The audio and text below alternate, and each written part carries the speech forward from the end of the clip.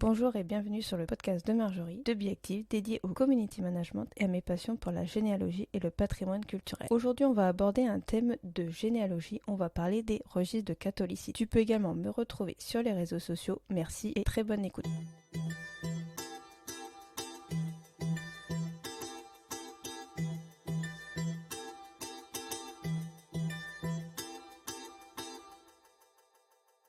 Qu'est-ce qu'un registre de catholicité? Appelé aussi registres paroissiaux, ces registres sont tenus par les paroisses puisque l'Église catholique était la seule autorisée sous l'Ancien Régime. En effet, il faut donc penser que ces registres de catholicité ne prennent pas en compte les autres religions telles que les protestants, les juifs ou encore les musulmans. Dans ces registres, on y inscrit les baptêmes, les mariages, les sépultures ayant eu lieu, d'où les initiales que tu rencontreras souvent, le fameux BMS. On y retrouve à peu près les mêmes informations qu'un acte d'état civil mais moins détaillées, à savoir pour les baptêmes, tu pourras lire les prénoms du baptisé, la filiation, le plus souvent sans la profession ni parents, ni leur domicile. Tu pourras également y trouver les noms des parrains et des marraines.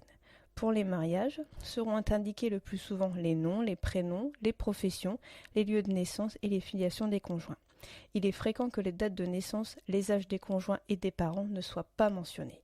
Tu auras comme indication plutôt fille majeure ou fille mineure de ou fils majeur ou fils mineur de.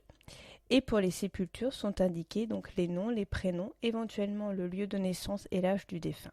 Ne sont pas mentionnés donc la date de naissance et la profession du défunt. Pour un homme, la mention de célibataire, marié ou veuf et le patronyme de sa femme.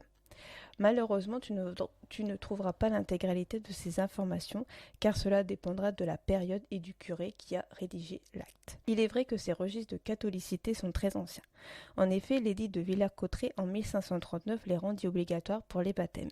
Mais il faudra attendre un certain temps avant que leurs fonctions s'étendent et qu'ils soient inscrits également les mariages et les sépultures et qu'ils soient aussi tenus en 2 exemplaires.